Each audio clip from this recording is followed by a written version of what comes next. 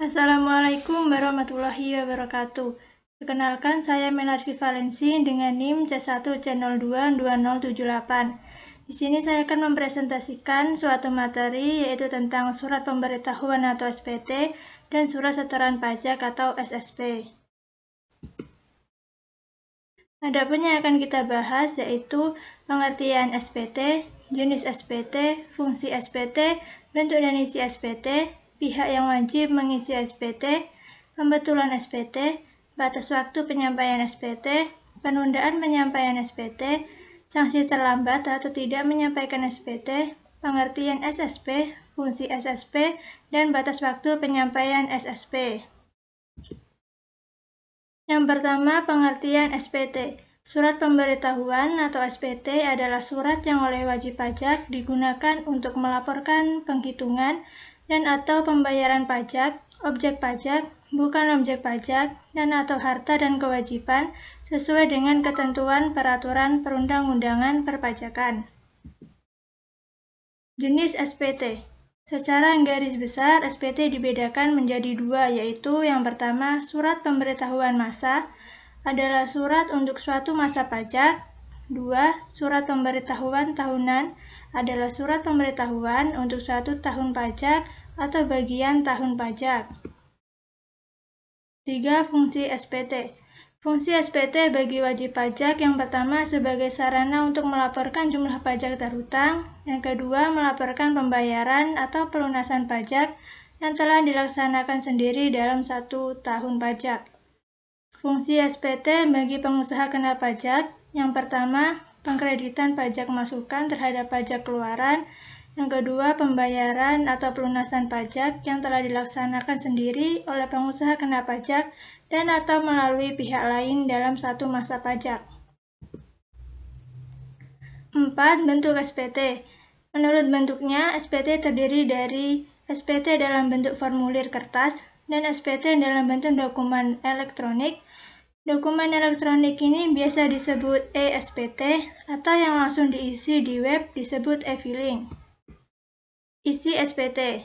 Isi SPT tahunan PPh menurut Peraturan Menteri Keuangan Nomor 243/PMK-03/2014 harus memuat data, jenis pajak, nama wajib pajak dan nomor pokok wajib pajak, masa pajak, bagian tahun pajak atau tahun pajak yang bersangkutan, tanda tangan wajib pajak atau kuasa wajib pajak, jumlah peredaran usaha, jumlah penghasilan, termasuk penghasilan yang bukan merupakan objek pajak, jumlah penghasilan kena pajak, jumlah pajak yang terhutang, jumlah kredit pajak, jumlah kekurangan atau kelebihan pajak, jumlah harta dan kewajiban, tanggal pembayaran pajak penghasilan pasal 29, dan data lainnya yang terkait dengan kegiatan usaha wajib pajak. 5. Yang wajib mengisi SPT. Direktorat Jenderal Pajak atau Ditjen Pajak menegaskan setiap wajib pajak, termasuk pensiunan, wajib mengisi surat pemberitahuan SPT tahunan dengan benar, lengkap, dan jelas, menandatangani SPT, serta menyampaikan SPT tersebut. 6. Pembetulan SPT. Wajib pajak dengan kemauan sendiri dapat membetulkan surat pemberitahuan yang telah disampaikan dengan menyampaikan pernyataan tertulis dengan syarat Direktur Jenderal Pajak belum melakukan tindakan yang pertama, verifikasi dalam rangka menerbitkan surat ketetapan pajak, 2. Pemeriksaan, 3. Pemeriksaan bukti permulaan. 7. Batas waktu penyampaian SPT. Untuk surat pemberitahuan masa, paling lama 20 hari setelah akhir masa pajak. Khusus untuk surat pemberitahuan masa pajak pertambahan nilai, disampaikan paling lama akhir bulan berikutnya setelah berakhirnya masa pajak. Untuk surat pemberitahuan tahunan pajak penghasilan wajib pajak orang pribadi, paling lama 3 bulan setelah akhir tahun pajak. Untuk surat pemberitahuan tahunan pajak penghasilan wajib pajak badan, paling lama 4 bulan setelah akhir tahun pajak.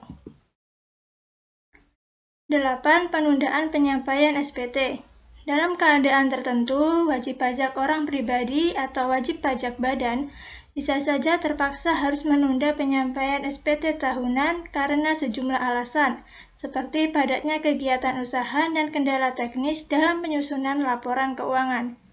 Untuk kondisi seperti ini, maka penyampaian SPT tahunan bisa saja ditunda atau diperpanjang. 9. Sanksi terlambat atau tidak menyampaikan SPT. Berdasarkan Undang-Undang KUP, Undang-Undang Nomor 16 Tahun 2000, Pasal 3 Ayat 5A, wajib pajak yang tidak menyampaikan SPT hingga tenggat waktu atau batas perpanjangan akan memperoleh surat teguran. Kemudian pihak yang bersangkutan akan dikenai sanksi administrasi berupa denda sebesar 50.000 untuk SPT massa, 100.000 untuk SPT tahunan, dan 1 juta bagi badan usaha sesuai pasal 7. 10. Pengertian SSP. Surat setoran pajak atau SSP adalah bukti pembayaran atau penyetoran pajak yang telah dilakukan dengan menggunakan formulir atau telah dilakukan dengan cara lain ke kas negara melalui tempat pembayaran yang ditunjuk oleh Menteri Keuangan. 11. Fungsi SSP. SSP berfungsi sebagai bukti pembayaran pajak apabila telah disahkan oleh pejabat kantor penerima pembayaran yang berwenang atau apabila telah mendapatkan validasi. 12. Batas waktu pembayaran atau penyetoran SSP. Menteri Keuangan menentukan tanggal jatuh tempo pembayaran dan penyetoran pajak terutang untuk suatu saat atau masa pajak bagi masing-masing jenis pajak. Paling lama adalah 15 hari setelah saat terutangnya pajak atau berakhirnya masa pajak. Batas akhir penyetoran PPh massa yaitu tanggal 10 dan tanggal 15 di bulan berikutnya. Tanggal 15 sendiri diperuntukkan bagi bukti setor dan tanggal 10 bagi bukti pemotongan atau pemungutan.